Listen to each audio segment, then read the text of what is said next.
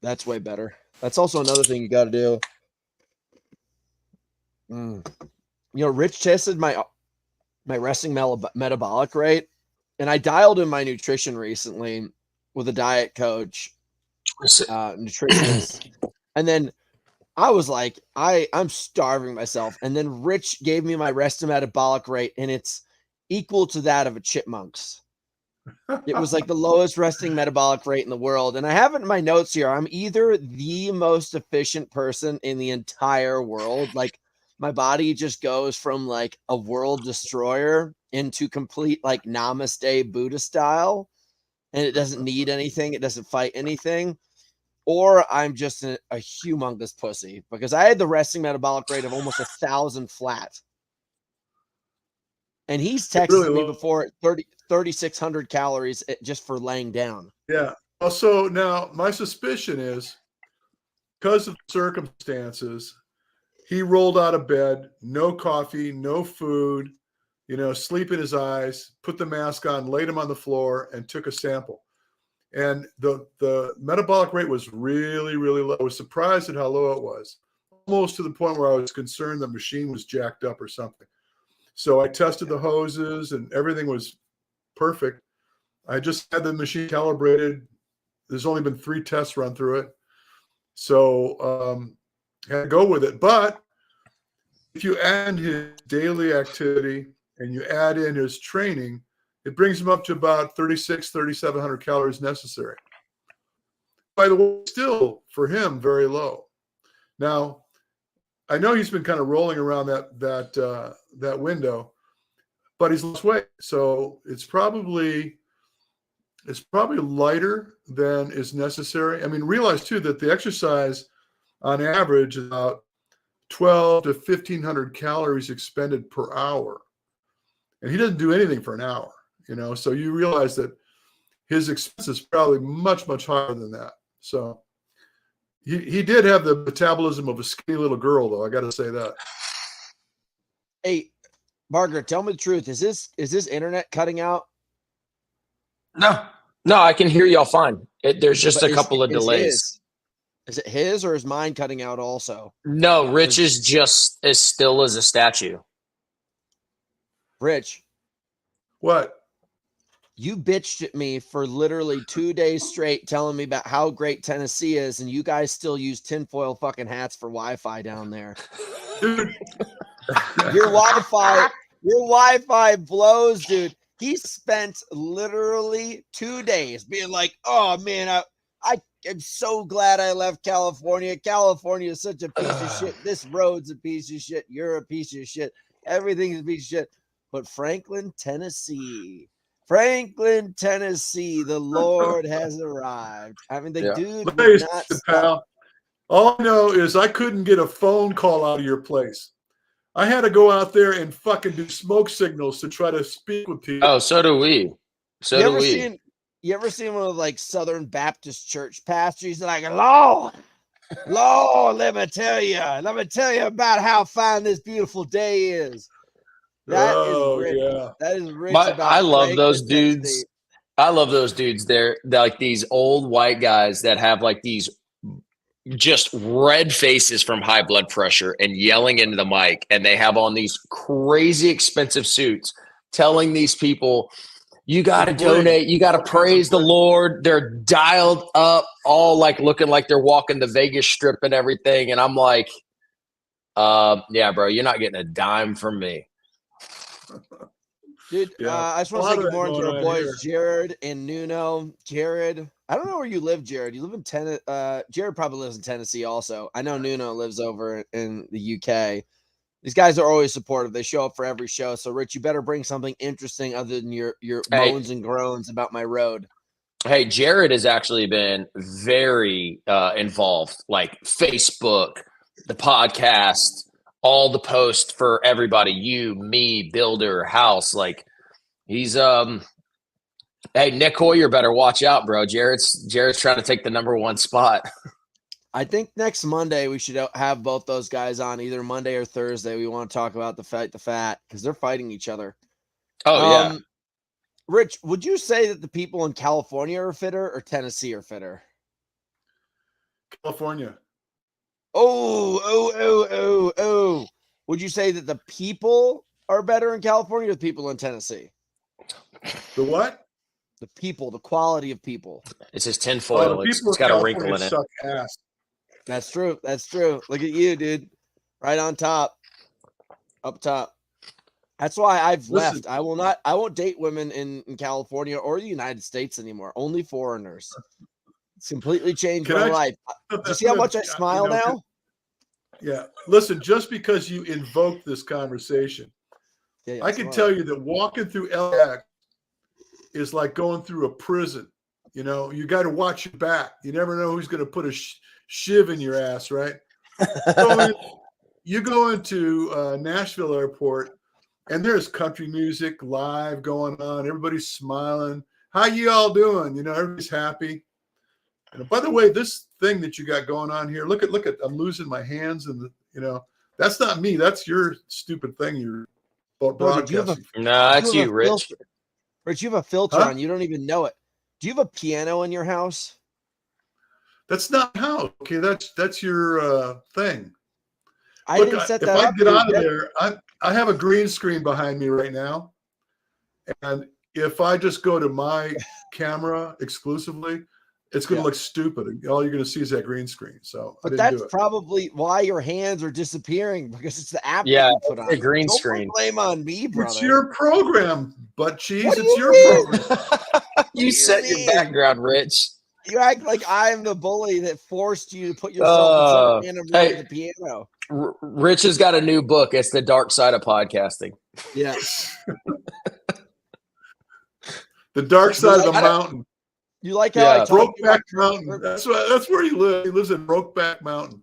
He's jealous. Dude, you like how I taught you about curbside pickup and how good those guys are? Was that easy? Yeah, it was easy. Yeah. Most people don't know airports that curbside pickup exists. You can literally get dropped off at the airport, go up to these guys that nobody knows about, and literally chuck them like a 20.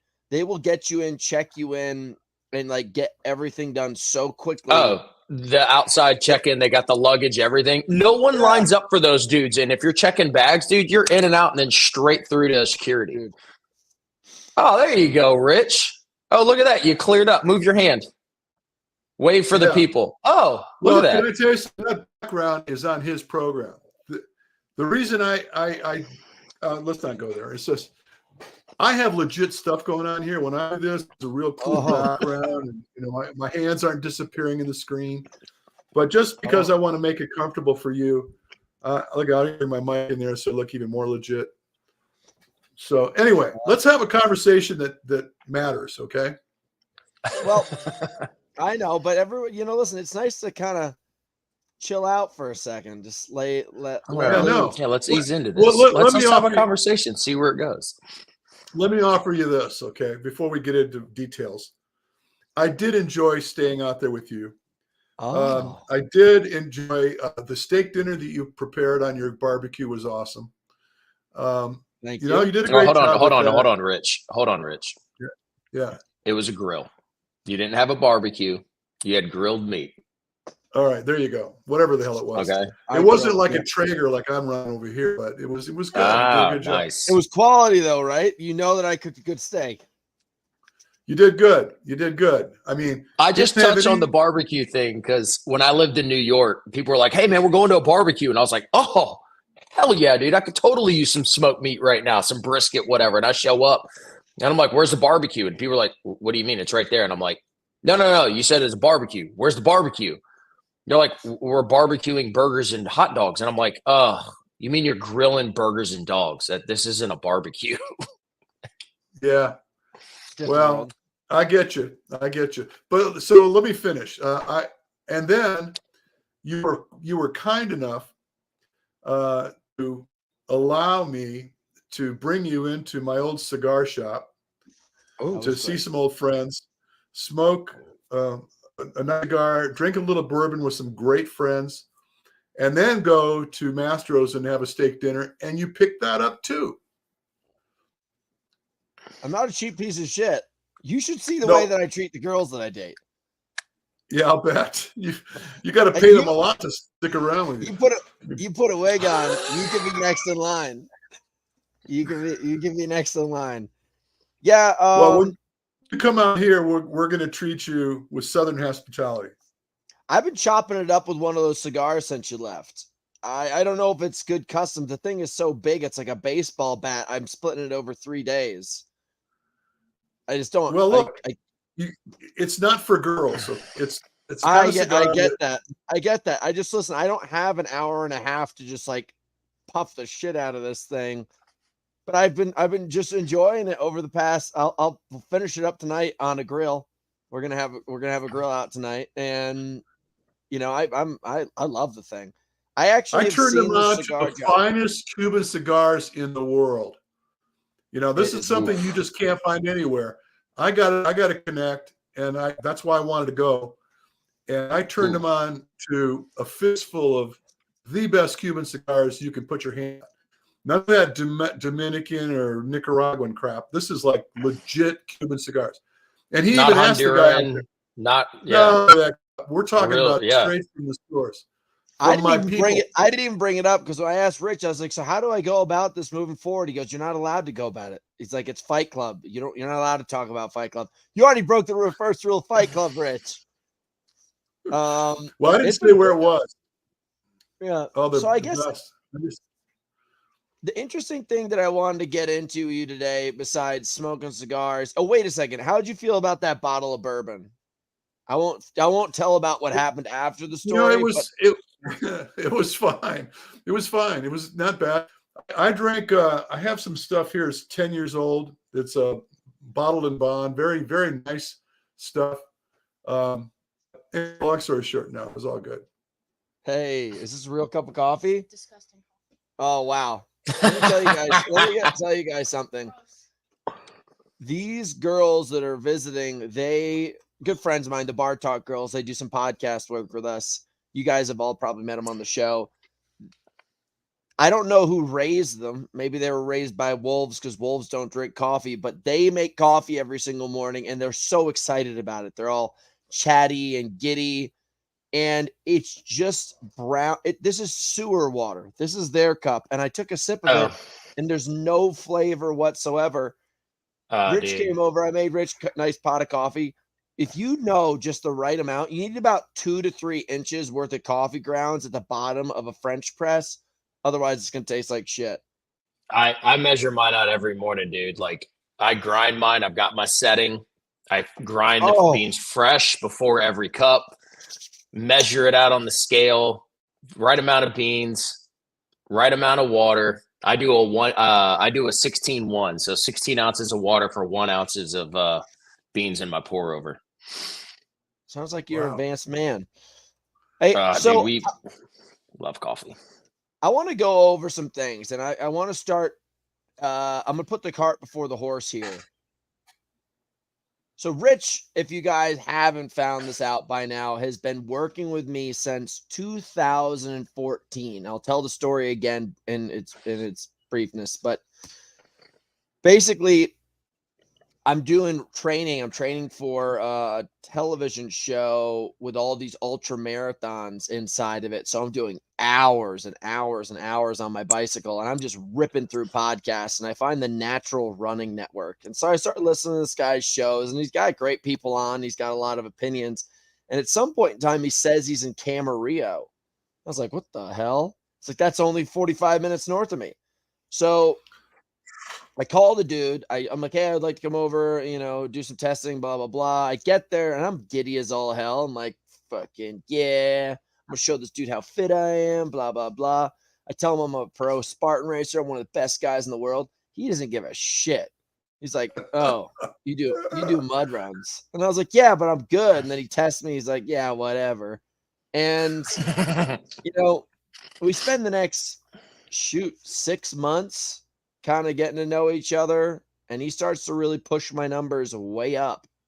Like, it was actually over a year. And my numbers got like astoundingly good. And Rich has just always been this guy who's been part of my board of executives. Every single time I go into something, I got to call Rich to make the next big investment of time. And Rich has been like through every single test: Spartan races, TMX, Tough Mudders, CrossFit Games, High Rocks, ultra marathons, every single test I've ever done, Murph world record. So he's a rock star, and he does this a lot. So I want to look at some of the records that we have in High Rocks. So I'm going to do share screen. And I want to break down, like, Rich is what I like to call, he's a foot and heart doctor. He knows how to get your feet in contact with the ground better than anybody else in the business, and knows how to clean up your stride and get the most efficiency out of the work that you can do. And then the heart doctor means he knows, like, heart and lungs, basically. Like, he knows everything about somebody's oxidative capabilities and how to train the shit out of your heart and lungs so that you can become the best at what your task is, you know, to the best of your ability. So he's not going to be able to turn a baseball bat into a samurai sword, but he can make it, he can make it better. Well, I think a lot of people say that. They're like, I want to be number one in the world. I'm like, you're a baseball bat, and we're going to.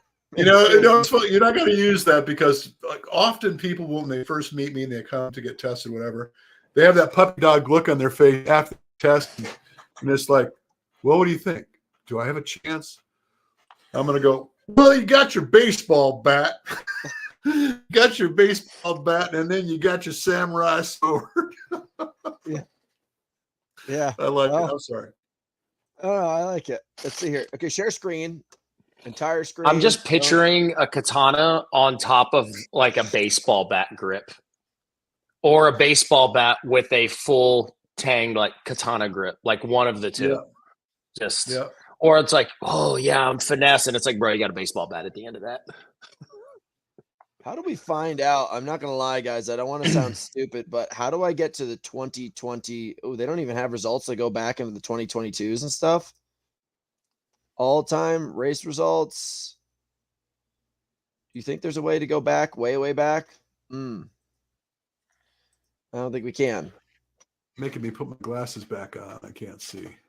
If anybody knows how to do this, if anybody could send me a link to finding out when Rich started working with me in 2020, because I would like to know our splits there. I thought that would have been really cool. Okay, well, let's go to 2024 Manchester. Show results. Okay, that's not working, guys. PFT, all-time ranking, race results, Halliday Graham. Would I be in here anywhere? McIntyre? How do we find this stuff, guys? Now I'm kind of a little bit embarrassed. Elite 15, Manchester. All right, fuck it. We're just going to go to Stockholm. Sorry, guys. What's that? Oh, it won't scroll anymore. It won't. It won't. But if I can go to... Where's Stockholm? Why am I having such a hard time with this stuff, guys? All right, all-time rankings. Speak your truth. Well, I wanted to show actual numbers here, but we'll just go to Stockholm. So here's Stockholm. Obviously, there's rock zone. Like, there's no real rock zone when you're doing the Elite 15, but you're looking at running times of 3:39, 3:37, 3:31, 3:58 at the end. It's a lot of like threes with a really slow one at the end. But I had to run to, I guess, the wall ball area, which was a different section. But I think like the thing that we've recognized at this point is that the biggest opportunity for success here is going to be running. And like you and I worked on doing the VO2 max, and we this link is to 2020 here. Let's see. Click that link that he's got right there and send it to me, Parker. Juan Herrera has it.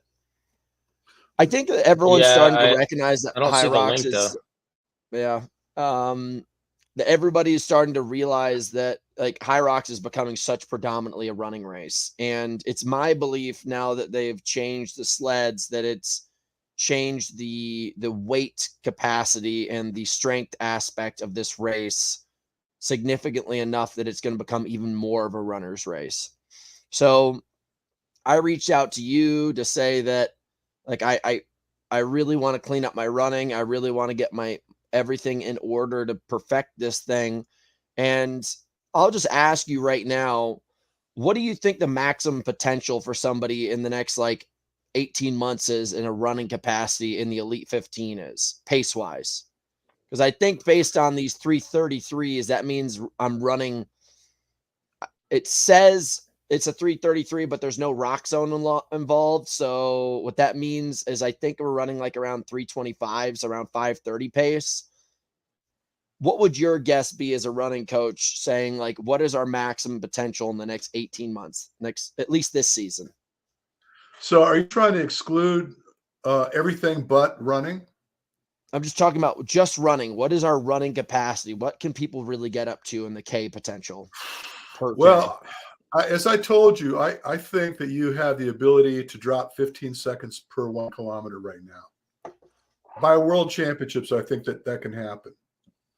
And I've pondered over this quite a lot, even since I left you. And I think that's very doable. So if you take 15 seconds off your pace, now you're talking around that 5:10 range, right? Yeah. And I think it's probably not unthinkable for someone to carry a 5 flat through that. And it really gets down to, so it's funny, is because the people that surround me in the coaching world, they're focusing on task, how to perform the task, right? Where I'm looking at what I believe is behind the scenes. What is it costing you to perform the task, period? What is it that you're trying to achieve, and what is it costing you to do it?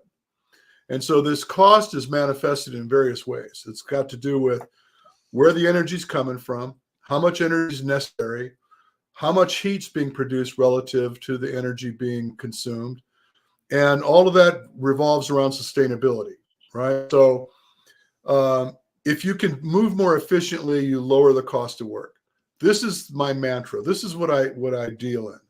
And it doesn't make a difference what the activity is. If you can lower the cost of work and not sacrifice performance in doing so, that's a winning proposition in everything you do, right?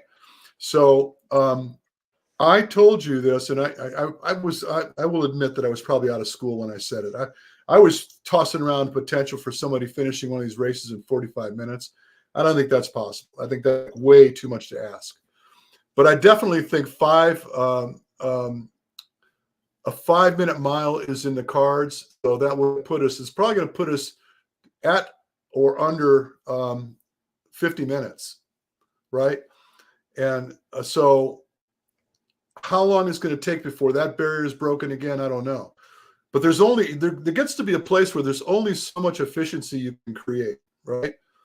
But there's such a massive leak in the performance where running mechanics is concerned, in my view. You know, I'm sitting there looking at it and I'm just flying a wall. And it's funny, people watch us a race and they're looking at the individual, they're looking at his face, hey, it's so-and-so, yeah, go, go, go. I'm looking at the feet. It's like they're running by and I'm like laser focused on what their leg doing when it's touching the ground. And call me weird. It's just my nature. I'm looking at what the movement patterns are and whether they're good or not. And so I'm going to go out on a limb, and I've already done it. I said it earlier. I said it before I went out to California. I'm saying it still. There's 15 seconds to be had easily for you if we can do, when you, assuming that you're going to shoot that YouTube of the content we created while I was out there. And I went in pretty elaborate, with my fine drawing skills. I showed you where it needs to come from, where your contact needs to be relative to your center of mass and how you're going to approach the ground. And I'll tell you what, I saw something earlier today. It was actually on Instagram. I don't know who this girl was, but she's a track athlete. And her running was absolutely, I mean, it was impeccable. And her stride length relative to every step she took was massive. I mean, I don't know how much travel she took per step, but it was a lot. It was like a gazelle. And I thought, man, you know, you and I will talk about this after we get off the show, but there's some things that I want to add to what you're doing. I think will be very helpful. And when I think back on it, I think of some of the great running coaches that I've known in the world, practice some of the drills that actually they were doing. So it's kind of old school, but it's still very effective. But it gets you where I need you to be, where your ground contact's going to be. And by the way, that skill sack that I had you dragging, that's money. That is such money. That really helped you a lot. So I wish I had stock in that company, because when people see on social media you running, dragging that bag, they're going to try to find out what it was and where to get one. I wish I had a piece of that.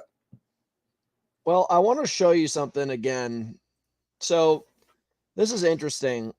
This is the first pro race I did after that World Championships that you did with me. Share entire screen. Boom, boom, boom. If we go to this was when I did a 58-38, and look at the difference here. You got let's go after the second run. So 344, 354, 359, 403, 350, 46, 355, and then a 4. And if you look at sandbag lunges, let's just like that. So the runs are significantly slower, and there is a rock zone, so it's significantly slower. But if you look at the sandbag lunge, we're at a 257, a 115, 1,000-meter row, all this kind of stuff. If you go to this Hyrox, the stations are almost all kind of the same. It's actually even slower. Obviously, like, you know, there's stations, like there's the rock zone involved, and there's what's called the grid, but we're not getting much faster. We're not getting much faster in the stations. We're actually just getting much faster in, we're just getting much faster in the running. Yeah. The runs were faster. Yeah, it's a significant difference. Hold on, guys. I got to change. I got to move this light. Freaking amateur, man. Guys, you know this happens every single time. I drink way too much water and coffee. You're going to have to let me use the restroom. You guys talk amongst each other. I'll be right back. This guy he's a gem, isn't he? Yeah. Yeah, he's a special case. So where in Texas are you? You're in Texas, right? Yes, sir. Just south of Houston. So I'm halfway to Galveston from downtown Houston. I didn't even think you can get south of Houston. Yeah, so we're really close to NASA. I have a guy that hit me up a couple days ago. They want me to come out in clinic in Texas. Okay. And I don't recall specifically where he's located. I want to think maybe in San Antonio. I coached this guy. I coached this guy years ago, and this is when he was doing OSTAR, and he's gotten into the DecaFit and the Hyrox thing now. And apparently, since I saw him, he owns his own place now, Jim.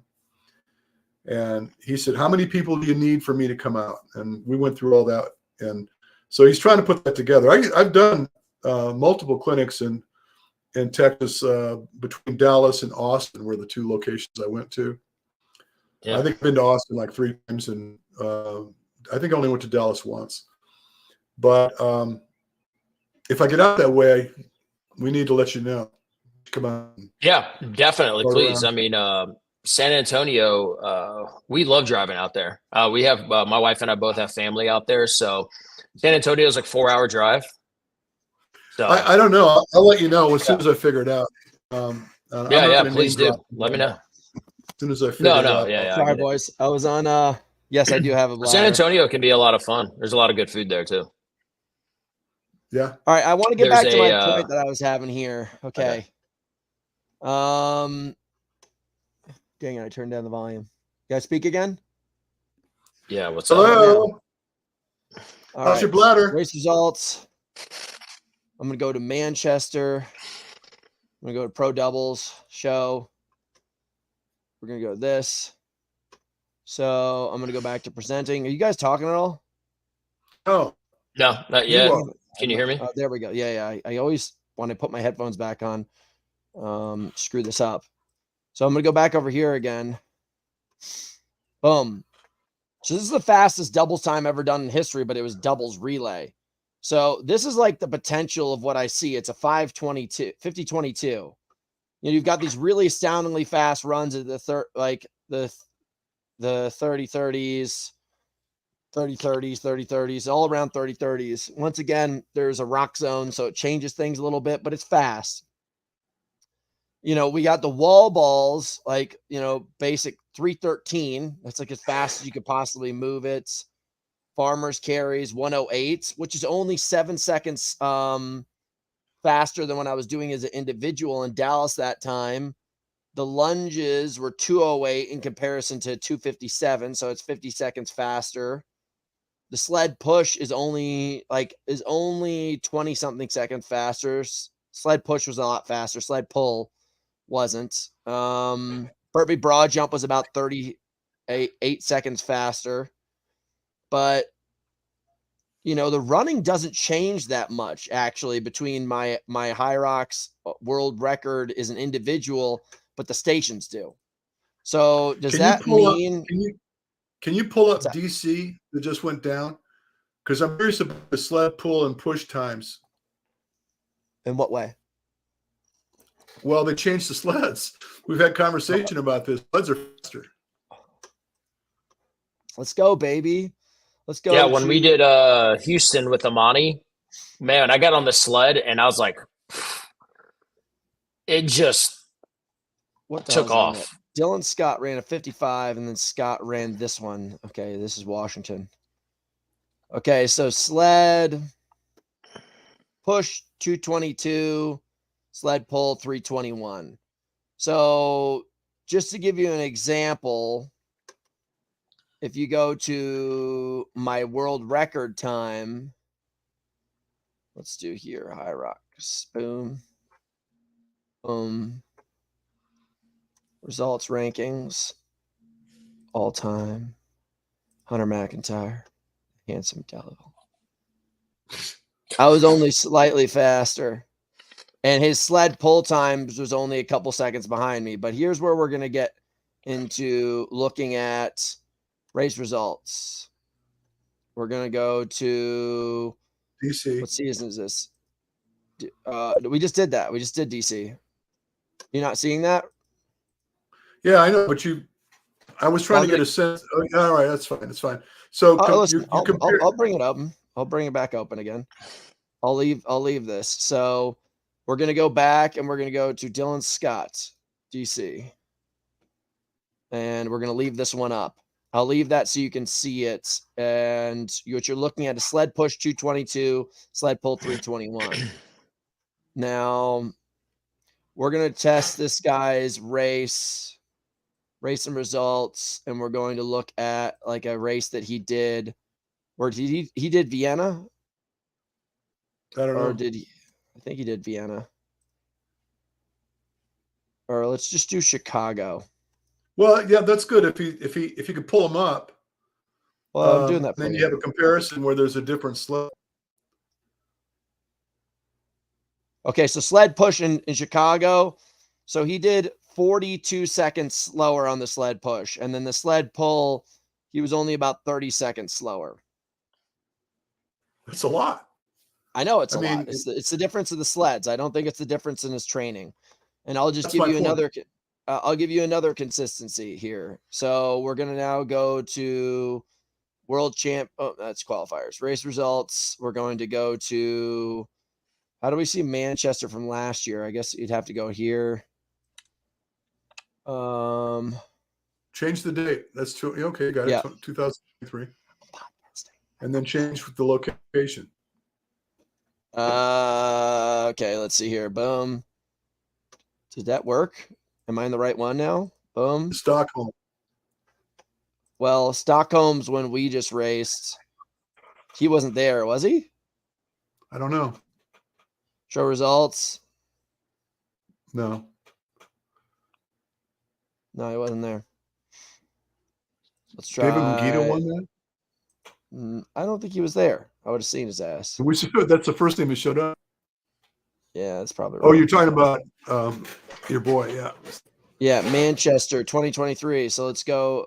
How do I go to the World Championship one? Where's World Championships results from last year? Okay, here we go. Here we go. Show results. God fucking damn it. We're here again. How do I get into the Elite 15 of that race? Hyrox Elite. Yeah, I think that's my program. I don't freaking know. Oh, no way. He's down here at the bottom.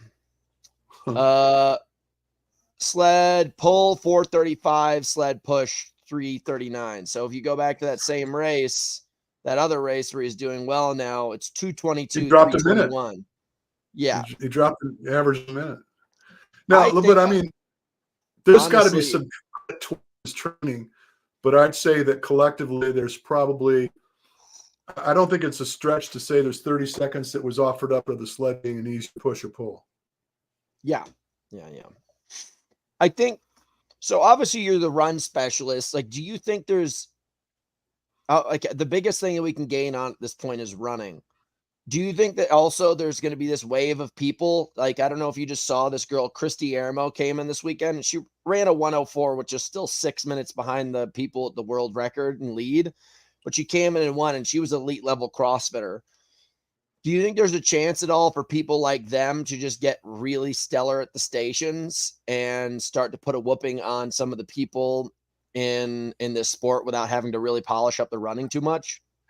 No, I don't. I mean, I'm a fly on the wall. So I would say that there's only so much that you can glean from the exercises when you're fit.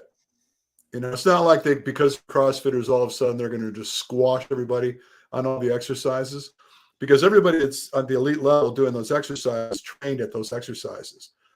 So again, the whole in the program comes down to the inefficiency in the run, because you know, I've worked with some CrossFitters that are trying to get their run together, and it's almost, well, let me give you an example. Like when you're trained to do a squat exercise, for traditional squat exercise, it's usually wide stance, toes out about 30 degrees, knees over toes. It's teaching you to create a loading pattern that's corrupt when it comes to running.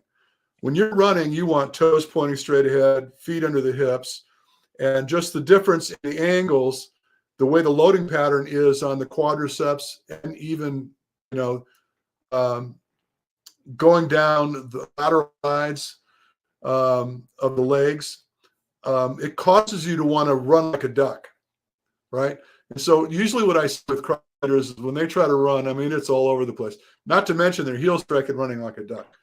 So you would really have to put in some work to shore that up, which would probably mean you'd have to change the dynamic of the way you're approaching your strength training as well. So they're not wrestling with that all the time. And so I see people that are really wanting to run well, that are very strong due to a lot of heavy lifting, and then they wrestle with that. So You know what's I don't interesting? know. Yeah. All of these people that own big CrossFit programs are now creating their own version of a hybrid program.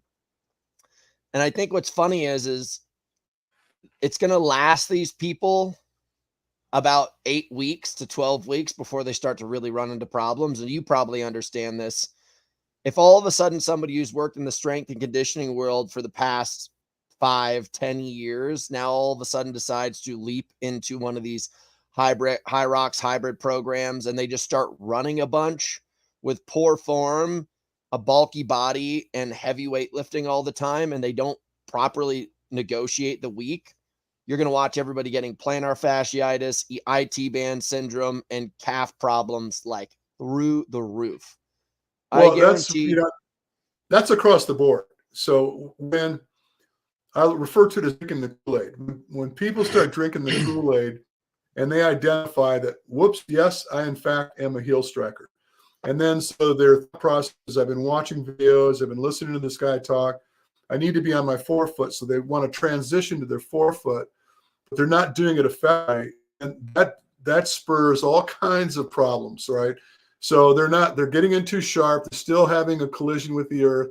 They're not letting the heel down, and or just overloading the crap out of the posterior chain because they're just doing more of it and they're not accustomed to it, doing too much too early. Related to a bench press. It's like I haven't been in the gym for months, and then all of a sudden I'm trying to get a max lift, and I come to the gym 3 or 4 times in a row. Next thing you know, I'm tearing up my shoulders. I'm gonna have a rotator cuff issue, something like that. It's because it's just overload. It's doing too much incorrectly that will end up in injury.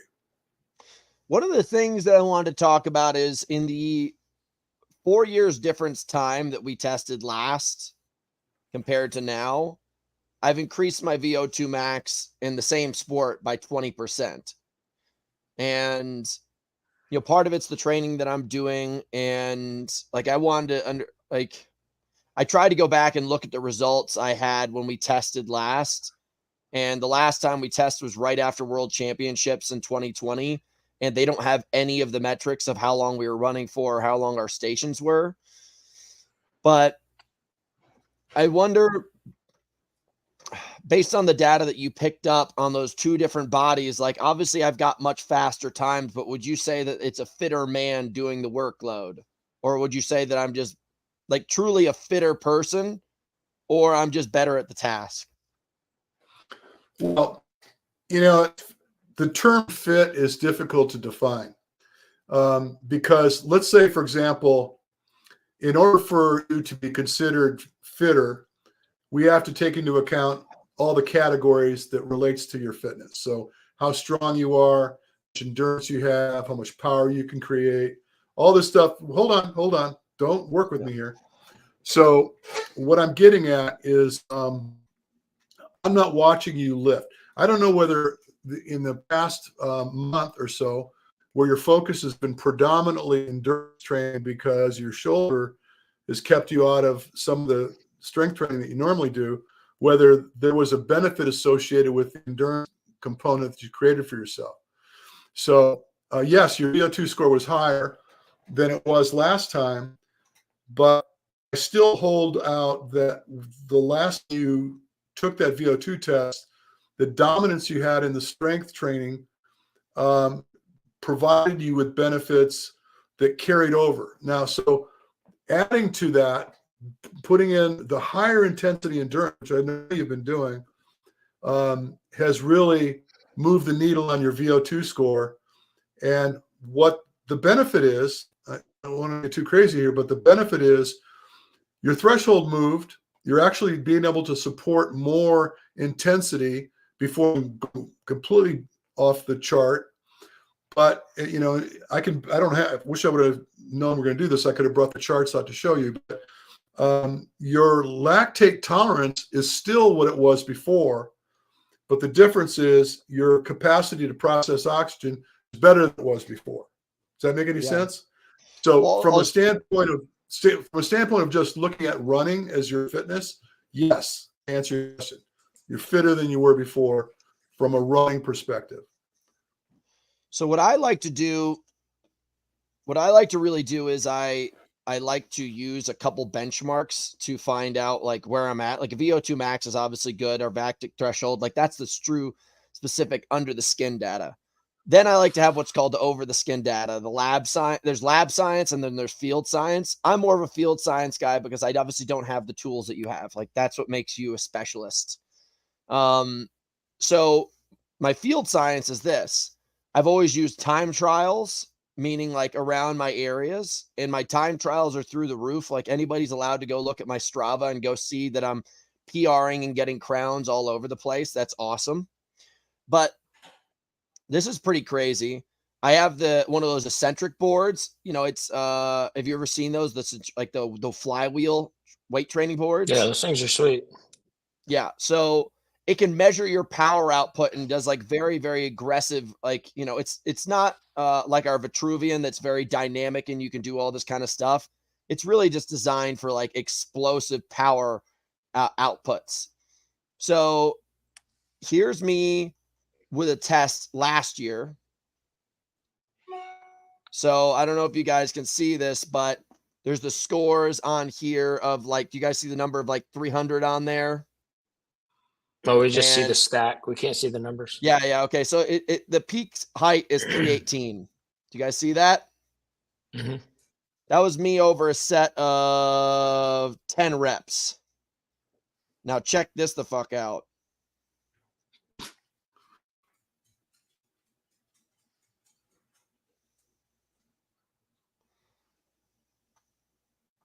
Do you guys see that number on there?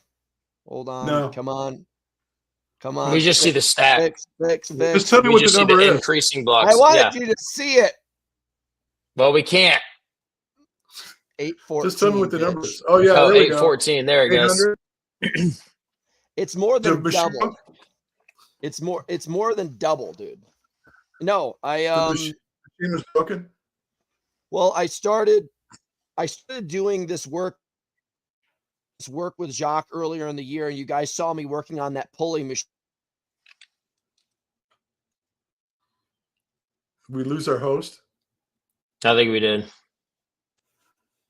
Did the Oh, internet he's just gonna go get. out? Yeah, we got stuck with you doing the what is it? So, The you cabal worked with Jacques. symbol that all the celebrities throw up. I started use working Jacques. with Jacques, and he has a pulley machine of himself, and he was training me how to really wreck these things super hard, like explosive power. And we did that block before we got into this.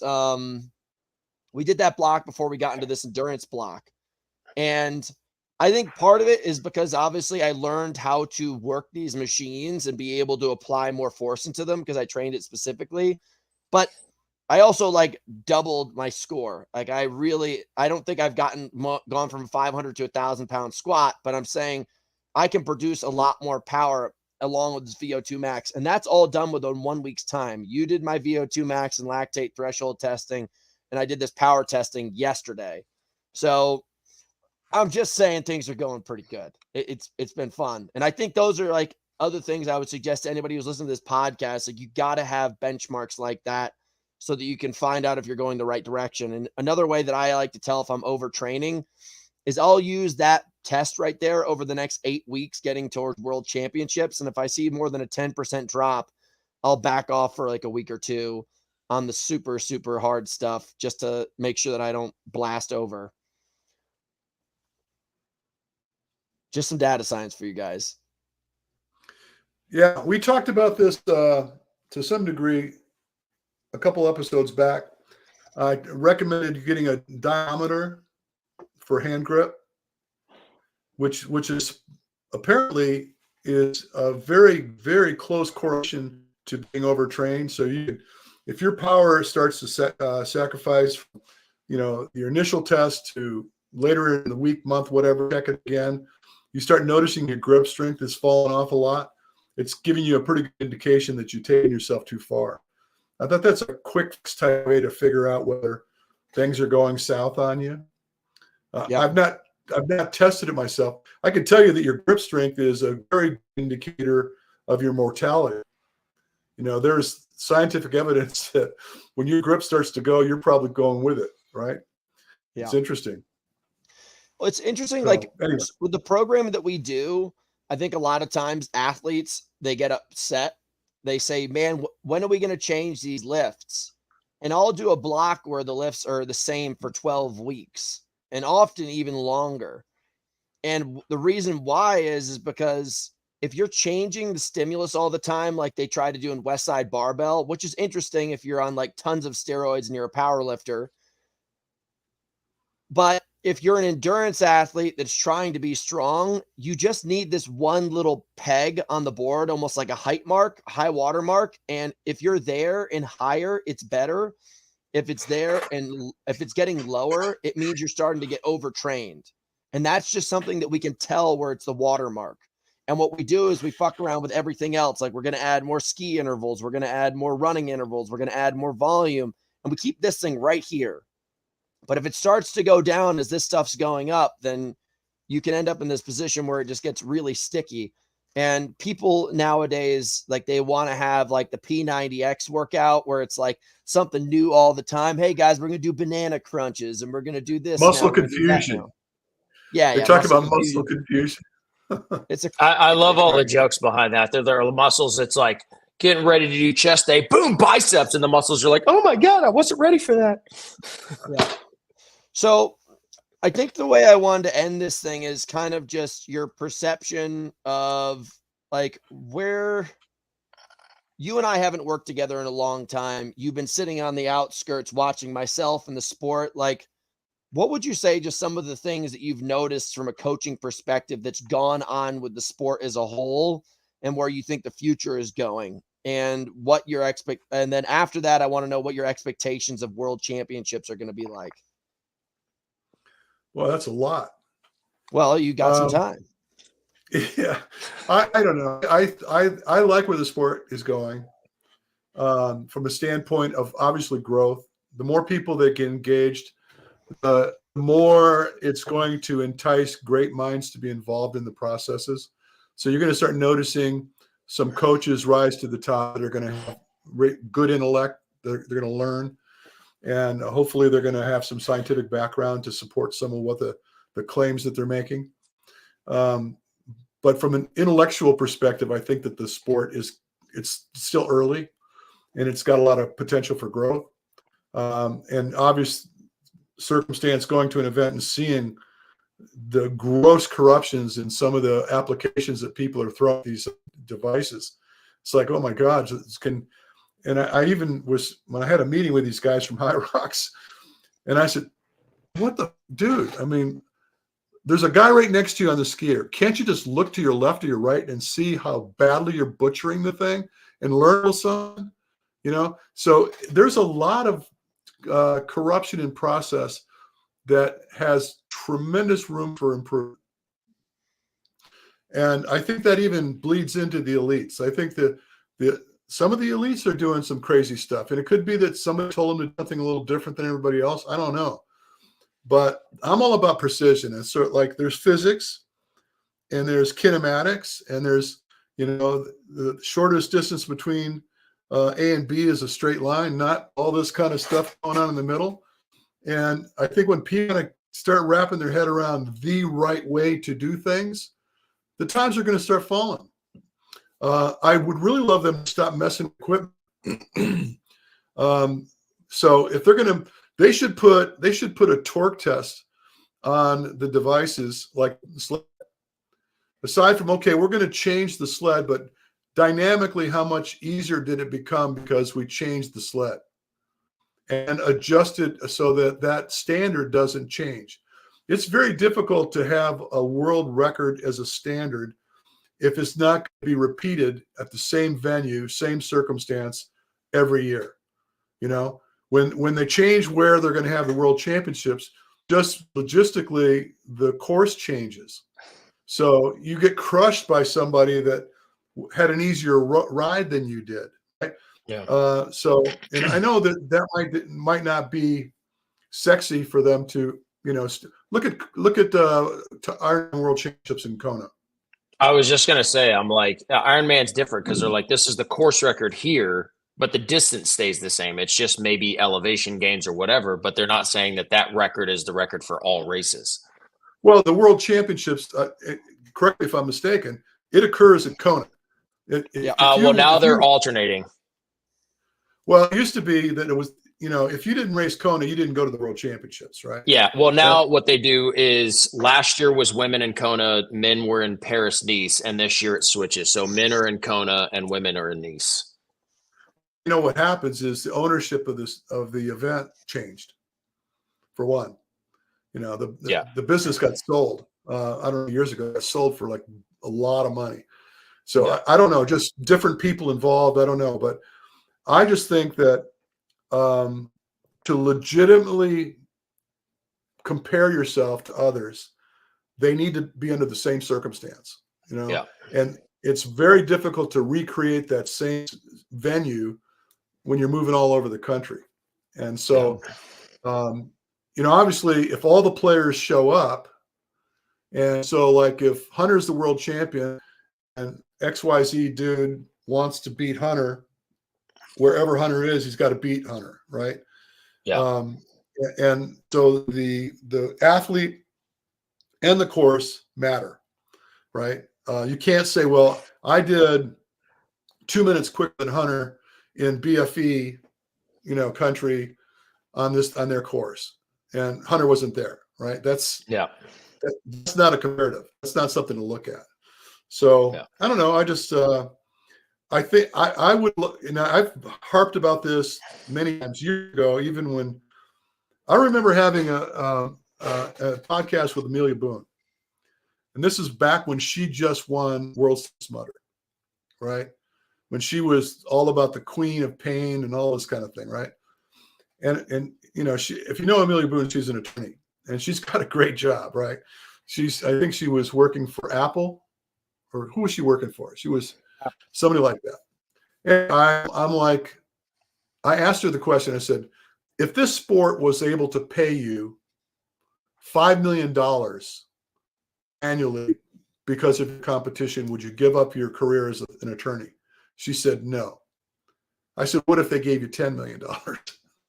And she's like laughing, and you said, no, I'm not changing my career. You know, I've invested too much time and energy in getting my career, so I'm not going to give it up just because of the sport, right? But my point I'm trying to make is that I believe that what's really going to make a big difference in the sport is money. When you could tell an athlete or a host of athletes that show up at this venue, winner's going to take home $1 million. Yeah. The complexion of the sport is going to take on a whole nother look, because not only, well, I'll give you another example is working with professional boxers, and I have worked with professional boxers. These guys go into camp, right? So the trainer and the athlete are going to camp, and they're gonna hunker down. There's not going to be any influence. I'm not like going to say, well, look, glad to see you today. I got to go work with my other athlete, you know, or I got to go do this or do that, or I got to go to my day job. They're exclusively locked down for, you know, 10 weeks, 12 weeks, whatever it be, and go to Big Bear. You know, trainer, athlete, go to Big Bear, and they stay there until they're ready to fight. Right? There's no interruptions, and the only way they can do that is if there's enough money to pay the trainer and or to pay the athlete. Right? Yeah. So this sport, the immaturity of the sport is due to the lack of funding. There's no really professional coaches in the sport. They got day jobs. I'm like the only one I know that this is my day job, right? I don't know anybody that's been invested for 30 years doing this, but me. Yeah. Maybe there's somebody out there. I still lose money on High Rocks every single year, by the way, and I've won all the events I compete in. Like this year, I will make $30,000, I think, off of High Rocks with the cash prizes. And I started to do the math on what it's going to cost me just to get to Nice. And let's just say I fly coach. A one-way ticket over there is $1,500.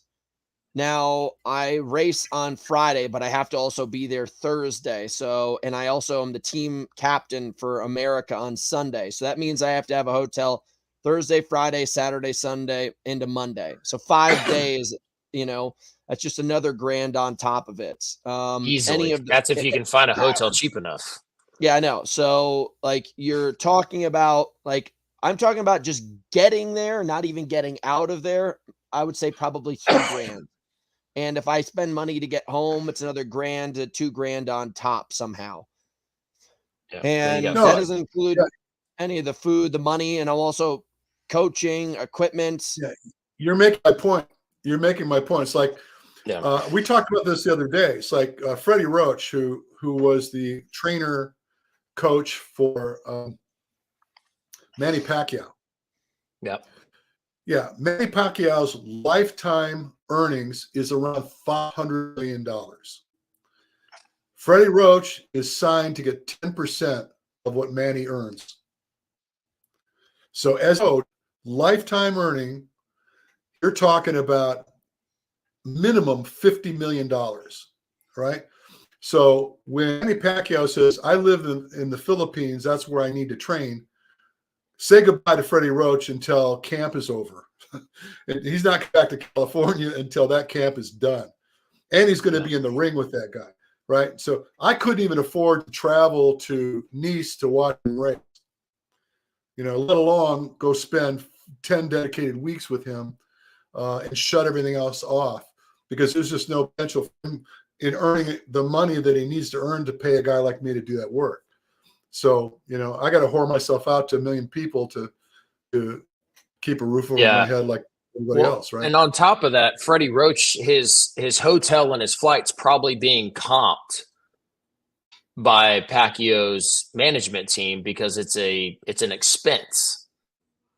Oh yeah. Well, so he's not even paying anything else. All the food's taken care of. And then he's like, hey, you won't have to spend any money while you're here, but all your money will come from the fight purse. Yeah.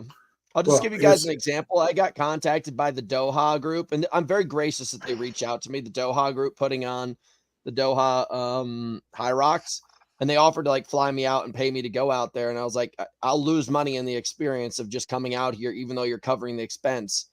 It's still even at that level. And I'm just being finally, for the first time in my career, after 5 years of doing this, being paid to be offered to show up. Last year, by the way, after High Rocks World Championships, they contacted me to go compete in Italy in Rimini the weekend afterwards. And they offered to cover my plane ticket, which was, I looked at the math on it. It was like $300. That was what they were willing to invest in me. It's still at that level. And I'm not trying to be throw shade at anybody, but if anybody thinks that this is a Rolex business, it's not. All of the opportunities that we have, and the reason why, I get people comment on my stuff a lot, saying that I come from a rich family. No, it's because I own multiple businesses, and we work our asses off all day long to make money on the side to compete in this thing. So, I'm not telling anybody to shy away from it. If you hustle the way I did 5 years to get up to this point, and then 5 years before that doing other sports to get up to this point, you can make it. But this is a cash poor sport. This is a poor man sport. I've got guys. I work with guys that are age groupers. They're going to go to Nice for world championships. They qualified, and they're going to be out of pocket. There's no money for them to do this. This is just what they love to do. And I guess to start there, it's got to be that you love doing it. And then if you're going to turn it into a career, a whole lot of other things are going to happen, because you can't quit your day job, which is almost necessary if you intend to dedicate the amount of time, and everything needs to be spot on. He's in a perfect example.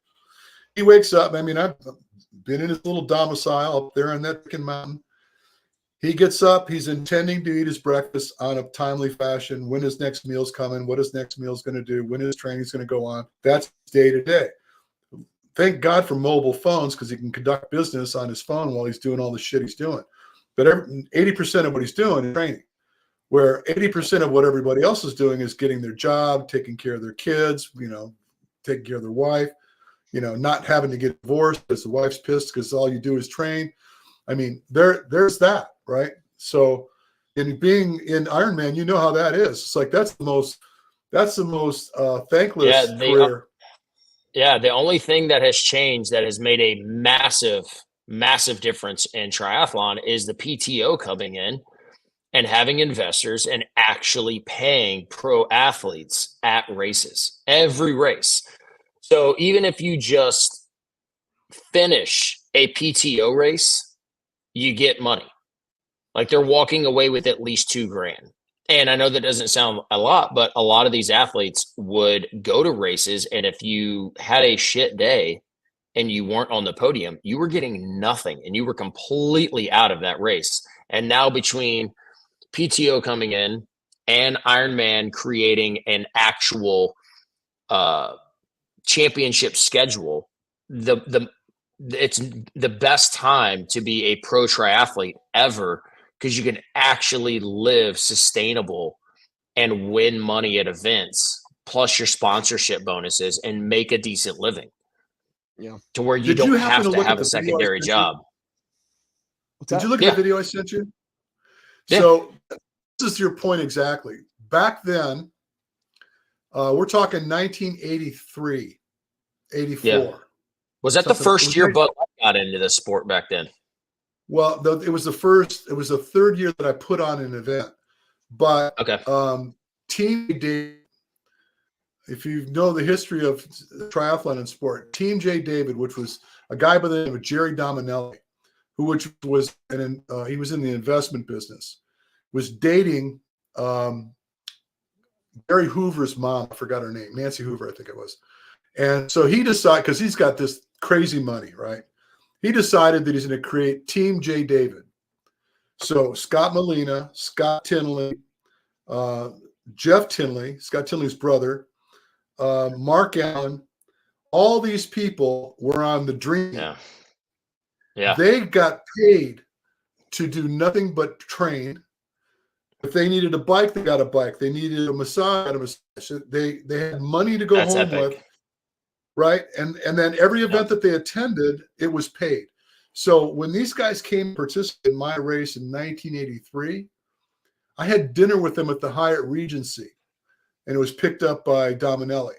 So I think there was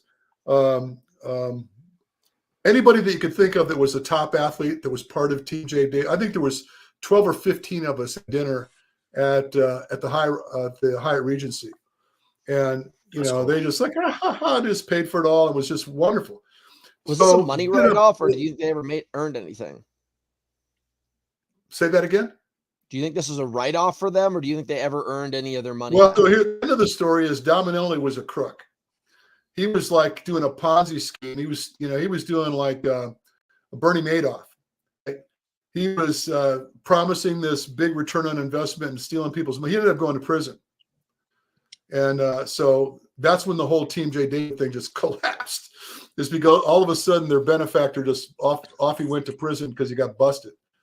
But so funny enough, though, to be on the receiving end of that as an athlete, though, how much do you think that catapulted those athletes to be like, hey, I don't have to have a normal job.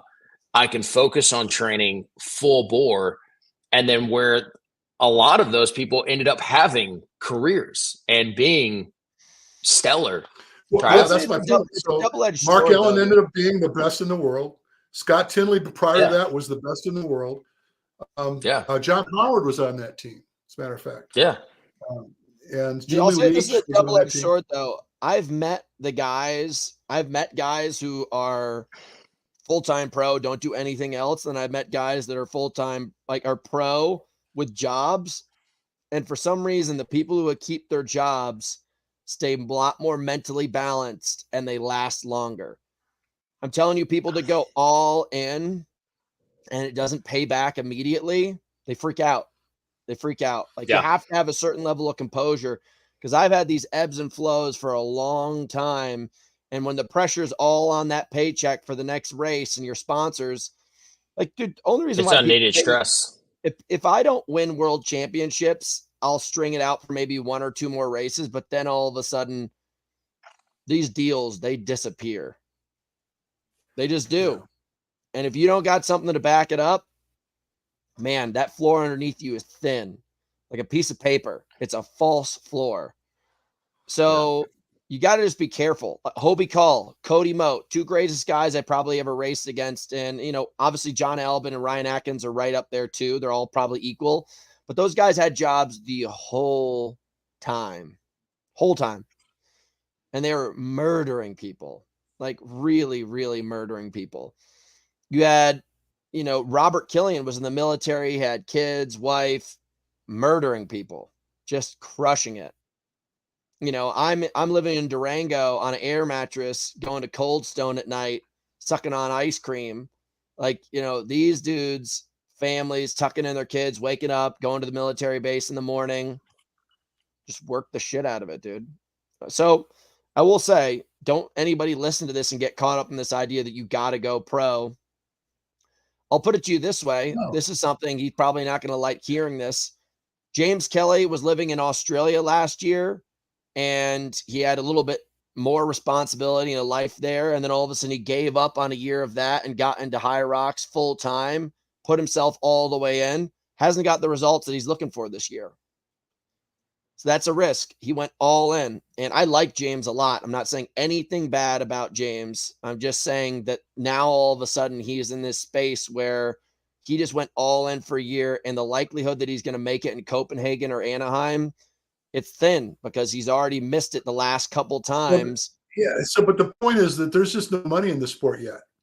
So, I mean, to speak up, you can't, if you do the math and your travel expenses are going to eat up what you potentially could earn if you win. Let's put it this way. If you can't get paid enough to make the podium, third place, to pay the expenses to be there, you shouldn't go.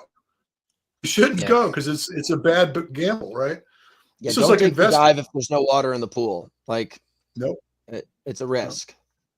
Yeah, when it says if you don't have a samurai sword, no samurai sword, don't go in there with a baseball bat.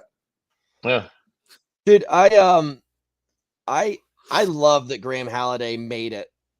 He made it with 100 wall balls straight in a row at in DC, and he was like in the back, and then all of a sudden moved his way up the front. That's a proud moment. That made Dad proud. I was like, oh, so proud of you. All right, well, I feel like we've chatted in circles for a while. Rich, I think what you're doing is amazing. I think anybody who's listening to this who really wants to increase on the foot, heart, and lung doctor, Rich Diaz. Foot and mouth. Foot and mouth disease. You should take the dive. I've invested in it for 10 years straight.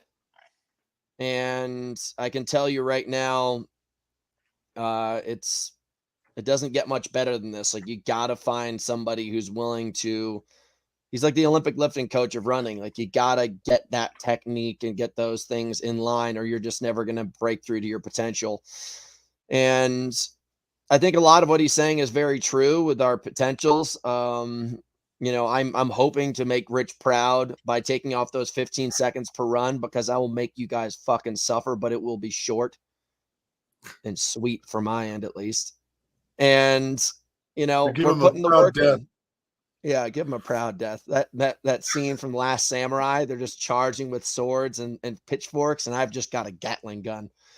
But my point is yeah, it's been an honor working with you, dude. It's been a lot of fun, and I'm going to put the work in. We'll be in touch. Anybody who's looking for Rich, where's the best place to find you? Just Rich Diaz. I put it on the thing here. So it says @DiazHP. That's going to be how they find me on Instagram or YouTube. Or they could go to DiazHumanPerformance.com. Either way, I don't know. So can I just, one thing, you talked about the foot, but you didn't talk about the heart that much. Yeah. When I do a VO2 max test, I would like to think that it's not similar to what other people do when they do VO2 max tests, because I'll have people that are in different parts of the country. They'll think, oh, I'll get a VO2 max test and then I'll send you the data and then you could just look at it. The absence of my ability to be watching you while you're doing what you're doing and seeing the information reveal itself to me during the test is a lot of the equation. It's got a lot to do with how I draw conclusions, right?